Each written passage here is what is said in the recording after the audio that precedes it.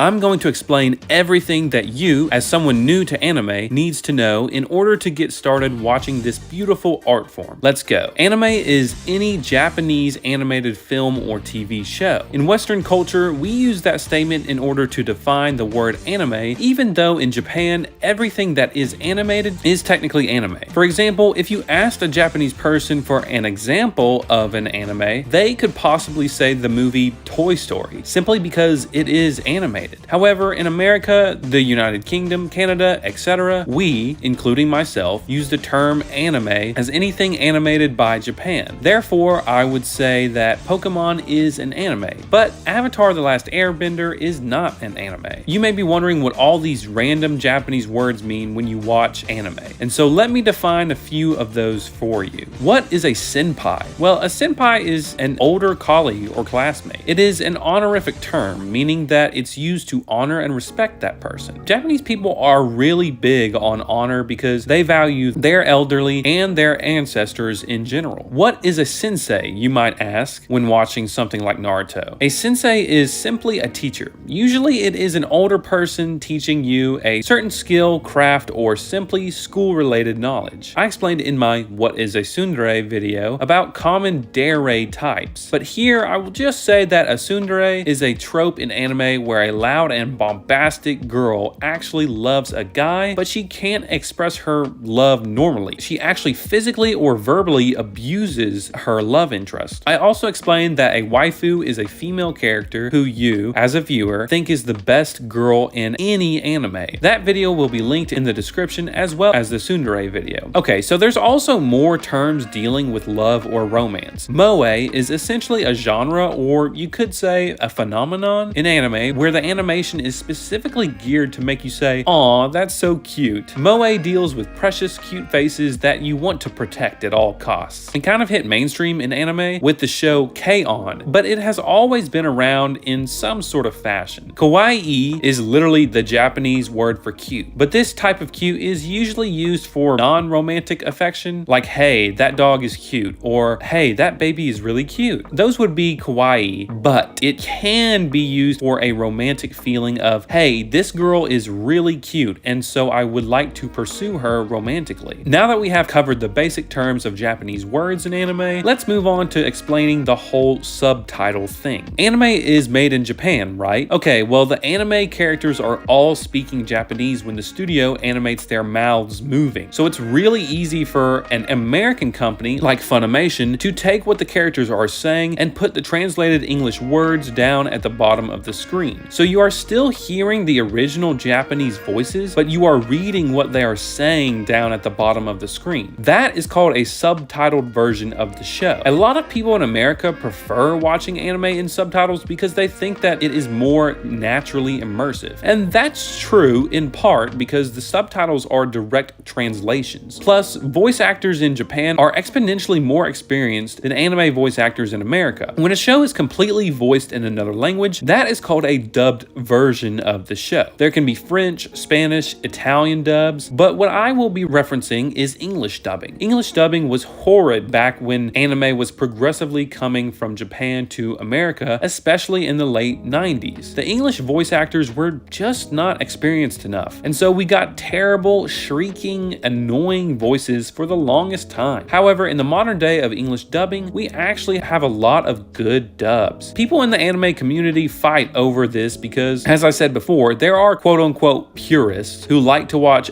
all anime in subtitles, and then you have some Americans who hate the sound of Japanese voices. They only watch dubbed anime. Then you have me, who simply enjoys anime. I usually watch subtitled anime because 90% of the new shows don't have English dubs. It is much easier for me to watch English dubbed anime, so I usually watch it when I can have access to that dubbed anime. Some examples of good English dubbed anime are Cowboy Bebop, Naruto, and My Hero Academia. And every now and then, America will redub the anime. For example, Netflix got an entirely new English dubbing cast to dub Neon Genesis Evangelion, which is a pretty old show back in the 90s. And I, for one, prefer that dub to the original. So that's the lowdown on the subtitled and dubbed versions of anime. Now let me ask you this, what is a manga? A manga is basically a Japanese comic book. A single chapter of a manga usually usually comes out each week in a magazine. Popular manga magazines are shonen. That's where all the mainstream fighting anime like Dragon Ball Z and Naruto come from. Seinen, that's where a lot of romance anime like Kaguya-sama Love is War and drama anime like Monster come from. And finally, shojo. This is mainly for girls, and it includes works like From Me to You and Fruits Basket. Manga is the original source material for many anime. The anime adapts the manga into a watchable version of the show or film. Anime can sometimes be very close and basically the exact same thing as the manga, like Dragon Ball Z, but anime can sometimes have an entirely different ending like Akame ga Kill. Fans of anime and manga alike freak out over this. Some people like that the anime has a slightly or even greatly different ending than the manga, but usually people will say that the manga was better. Obviously, it's easier to read the manga and it's a lot quicker because the manga comes out every week. An anime takes years to produce sometimes, and that's only if the studio decides to animate that particular manga. For example, Attack on Titan has already finished its manga. The story is over, but the anime is premiering the finale at the end of this year, 2023. When did that anime start, you ask? 10 years ago. There were delays, studio changes, and many different things that stretched out that show's run. So for a lot of people, they just go ahead and read the manga instead of waiting on the anime to finish. In my opinion, I think the manga truly showcases the artist's intentions, and some anime can capture that essence. There are good anime adaptations, and there are bad ones, just like everything. So if you want to read the manga, go ahead, but if you just want to wait for the anime, that's fine too. I have read a handful of manga simply because I wanted more of that show faster. Those were Spy Family, Fairy Tail, and Dragon Ball Super. So sometimes manga isn't the original source material for an anime adaptation. They can sometimes adapt these things called light novels. They are exactly what they sound like, short books with some pictures in them in order for you to see what's going on. I think I personally hate light novels because they have very similar endings and themes. But one of my favorite romance anime is a light novel adaptation. It's called Rascal Does Not Dream of Bunny Girl Senpai. Yeah, and that's the thing too. Light novels have extremely long and oftentimes confusing titles. They do that because the Japanese words don't translate well to English in a simple form. So the English versions explain the whole situation. And last but not least, sometimes anime doesn't have original source material. The studio makes an anime original. One of the new anime originals made by Crunchyroll is called Lycoris Recoil. It was pretty good, but I didn't care for the ending of season 1. Those are ways of how anime gets started. Finally, I will give you some anime recommendations for beginners. The first one is Cowboy Bebop. I think it's objectively the best anime ever. IGN has some bad takes as far as anime lists go, but even they recognize that this is #1 overall. The story is about a bounty hunter named Spike Spiegel who used to be in a criminal organization simply known as the Syndicate. It's set in 2071. It's an absolute thrill ride of multiple blended genres all coming together to make a masterpiece of drama, action, suspense, and a sprinkle of comedy. It has one of the best soundtracks of all time, and it has insane adventures in space as well as deep, complex storytelling. The next few will be based on genre, so hopefully this is more personalized. Kaguya-sama Love is War is a romance anime that is absolutely hilarious and has extremely clever usage of verbal warfare. Death Note is a thriller anime where a guy uses a supernatural notebook to kill anybody he deems evil. A super smart detective and he get into the greatest battle of wits of all time. Spy Family is a wholesome, cute, and funny anime that has some action in it, and there's a reason why so many people hyped it up as the best anime of 2023. Personally, I disagree. Psycho-Pass is a sci-fi show where anyone with a psychological score of over a certain level is deemed a criminal. It is based upon their physiological responses to danger. The police use these ray guns to take down the criminals, incapacitating them, or if the criminal is dangerous enough, exploding them. Finally, Classroom of the Elite is a show about a high school where anything goes as long as you don't get caught. People use violence, deception, and blackmail in order to get to the top, ultimately earning you a spot in Japan's elite if you graduate top of the school based on your points. So, now that you know everything about anime, go ahead and get started on watching some fantastic shows. Anime is truly the greatest form of entertainment in my opinion, so I'm glad that you are giving it a chance. Make sure to subscribe for more anime content. And as always, this is the Eagle-Eyed Samurai signing off.